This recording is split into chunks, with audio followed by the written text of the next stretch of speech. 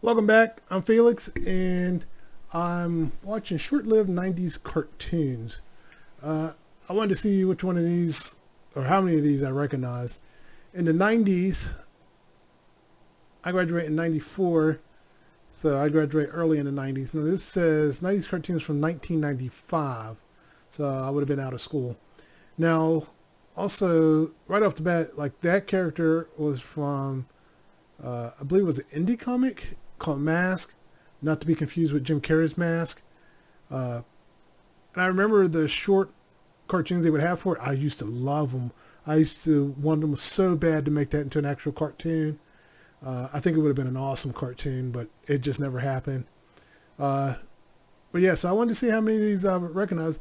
I get a feeling some of these are going to be from the MTV, what was it, Liquid Television, I think. Liquid Television. That's also where Aeon Flux, is that how I said her name? And I think that's also where Cornholio, Beavis and Butthead. I couldn't think of their name. I think was Beavis and Butthead part of that? Because there's a lot of actually cartoons that came out of that. I wish Mask was one of them. But let's see what we got and see which ones I recognize. 1995 brought us a couple of stupid dogs, a pair of dumb friends, a grunt, and a handful of superheroes.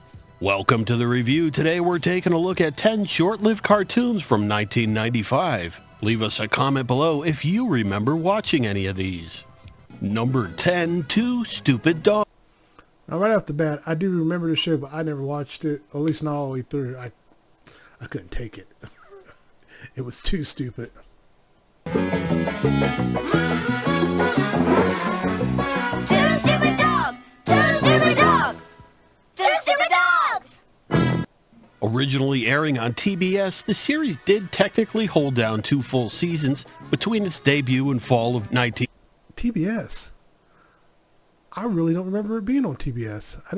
I forgot. When TBS did have cartoons, that's where Captain Planet came from. 1993, and its demise come spring of 95. For such a long stretch of time, the show somehow got away with only ever producing 26 episodes in total. Touted as the Hanna-Barbera's response to the success of Nickelodeon's The Ren and Stimpy Show, which was one of the first 3 Nicktoons premiering alongside Doug and Rugrats in 91, and had seen a continuous rise in popularity ever since. Intentionally rude at times and packed with unanticipated and eccentric humor, Two Stupid Dogs is a hard title to forget, especially with that repetitive intro theme yelling the title into viewers' faces countless times during each opening. Hanna-Barbera would opt to swap out the cat for a second dog and try their luck at fitting their classic cartoon style into a more modern landscape of animated programs. Two Stupid Dogs would revolve around a mismatched pair of stray, idiotic dogs, neither of whom is named on or off the program, who generally wandered around the city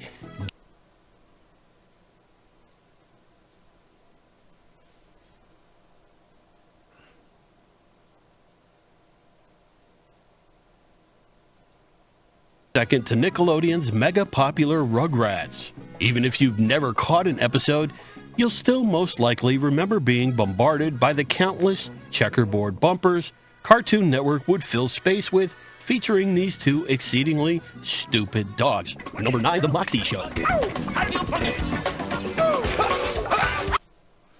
think I didn't... So Two Stupid Dogs went to Cartoon Network. The Moxie Show, I don't remember it. I'm actually going to skip through this because the Moxie Show, I don't remember it at all. So let's see, what's the next one? Yeah, that doesn't look familiar at all, the Moxie Show. Let's see what the next one is. Number 8, The Brothers Grunt.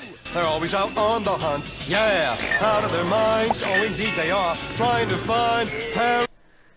I don't remember this one either. I think this was the people behind Ren and Stimpy did this. I'm, again, skipping through it.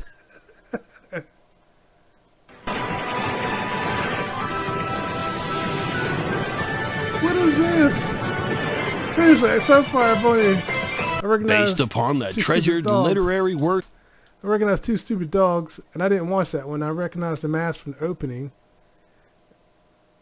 But this does not look familiar at all. Of Jules Verne, particularly the book 20,000 Phantom and his evil minions, the Phantom Warriors, some of which include Ned Land, a fellow human, Dakar, a man from another planet who has been transformed to resemble a wolf, Jan Nick, a super intelligent alien dolphin, and a comedic three-headed robot named Algren. Together, this... Okay. That is not familiar to me at all. Okay, this is next. It's enough to make your blood run cold. I remember this, but I never got a chance to watch it. Supernatural things, magic, and sorcery, they're back. From out of your dreams, stalk your worst nightmares. Ghouls, zombies, werewolf, vampires. You can't be sure what lurks out there in the darkness of night. An arcade fighting game was produced in the style of Street Fighter II and Mortal Kombat that just screamed for an animated adaptation of its own. While changes no doubt done to bring the concept to a younger audience, both the level of violence featured in the arcade and the more provocative aspects of the material were toned down. What's more, the rich and in-depth lore of the franchise had to be watered down to fit the standard half-hour cartoon slot, meaning they would ultimately compromise with your basic good versus evil plotline. The show looks and sounds great, all the classic tropes are represented, and it already had a leg up on the competition with its arcade recognition. I don't remember the video game either. Let's see, let me jump ahead.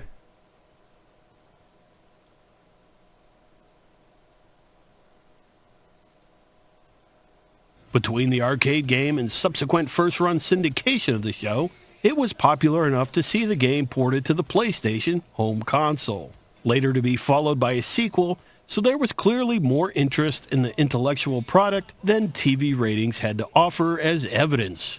The market was flooded with similar edgy and dark franchises jockeying for the attention of the same audience, so many decent shows were swept under.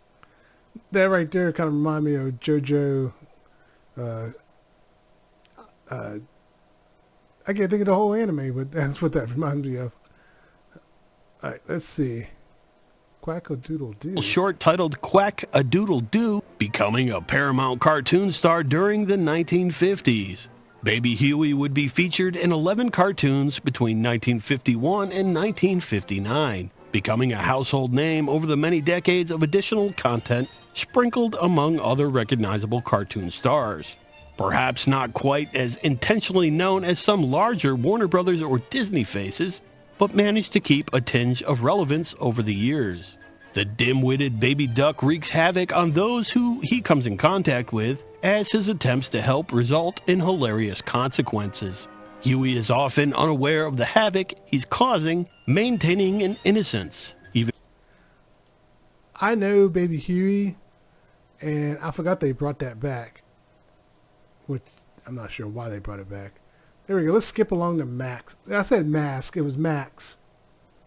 From Image Comics and Sam Keith, a Michigan-born writer and artist who was a part of the Image Comics creator-owned character boom of the 90s. A 4-issue miniseries serving as an introduction to these grim and gritty characters. The series, however, only had one published issue in March of '93. Despite this setback, people immediately latched on to the intellectual property and wanted more. The comic book would soon be adapted into an animated feature as part of the MTV program Oddities, where the Max number... Oddities. Yeah, they had a couple different animated shorts. I couldn't remember what the other name was. The Oddities. 1 and number 2 were covered along with Darker Images number 1 and issues 1 through 11. While of course the material couldn't be covered in its entire depth, they did what they could with their allotted time slots, and audiences were pleased with the outcome. Within the ongoing series, the Max told the tale of a purple-clad being who alternated between two worlds. In the real world, he's a homeless guy living in a cardboard box. In the fantastical land called the Outback, he's a mighty warrior tasked with protecting the Jungle Queen. The Jungle Queen's alter ego is Julie, a self-employed social worker who has taken Max under her wing, bailing him out of jail and often letting him crash in her apartment. But both are being haunted by a serial defiler and killer named Mr. Gone. The animation frequently changes style, but this is done to show a change in perspective. In one scene, characters may be rendered in vivid detail, but in the next they may be simplified cartoons. CGI and even live-action films are sometimes integrated and interspersed with hand-drawn animation. Critics have pointed out how much of the animation is based directly on panels from the comic. The Max remains a highly praised and discussed relic online today, as an ever-growing fan base of new viewers are introduced to the unique title. In 2019, actor Channing Tatum and producer Roy Lee announced their intent to produce a film based on the Max. In this instance, Roy Lee's company, Vertigo Entertainment, holds a first-look deal contract with Lionsgate. And perhaps the most hopeful tease so far, in January of 2024, Tatum confirmed on his Instagram that production on the film was moving forward. Number 3. Oh, I would love to see that. Are they talking live action? Hope they don't screw it up. That would be awesome. Now this next one looks familiar. Ultra Force. I remember Ultra Force. I could only watch it here and there. Every time I try to find it, it was like it was never on at the same time, and I think it came on the Cartoon USA Express. And it was never the same. They kept moving the cartoon time slots around. I don't know why. Based on the first version of the Ultra Force comic book and produced by Deke Productions, and would fare better than its counterpart cartoon adaptation, which would only amount to surviving mere months on air.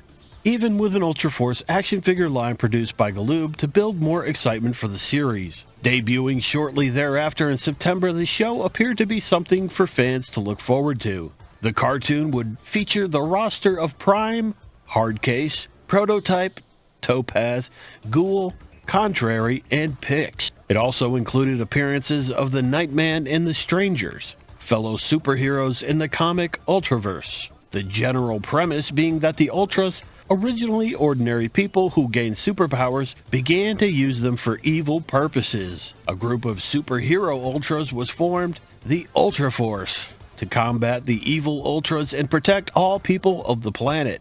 Poorly received by critics, but viewers weren't complaining. Non-stop action, a vast array of characters inhabiting this new Ultraverse.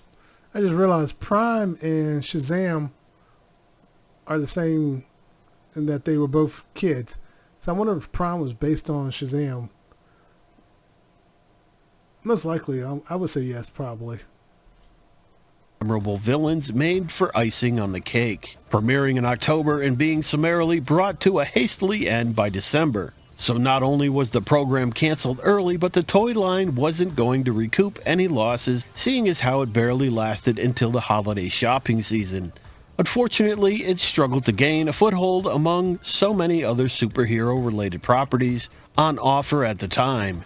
Whether fans wanted more seasons of Ultra Force or not, networks weren't interested, and so the story goes, after 13 fleeting episodes, fans were left displeased, with no decent explanation as to why the studio gave up on the title in such a hurry. Number 2, the Superman-Batman Adventures. These are the Superman-Batman Adventures. That was in 95?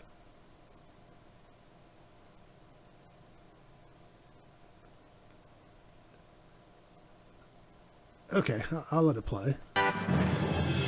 Two of the most well-known and universally loved superheroes come together to form an anthology TV series. Viewers certainly tuned in, but even with the astounding numbers of fans, ratings were looking bleak from the start.